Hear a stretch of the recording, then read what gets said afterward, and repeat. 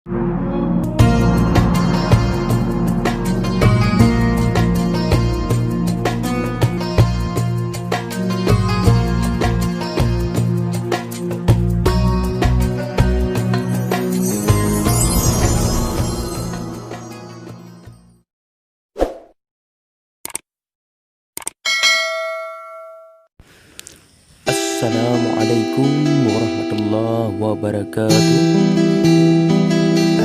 Pada kesempatan yang berbahagia ini, kembali kita lihat yaitu proses pembangunan yaitu waduk tingkat di kawasan Mayabakung, Aceh Utara, di Pantai Bahagia. Coba kita lihat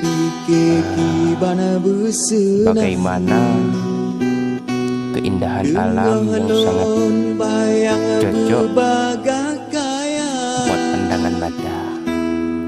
Coba lihat,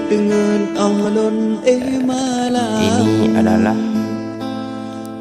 terowongan yang mungkin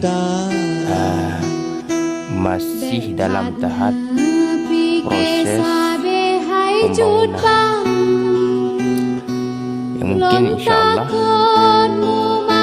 tidak lama lagi akan siap 2025. Inilah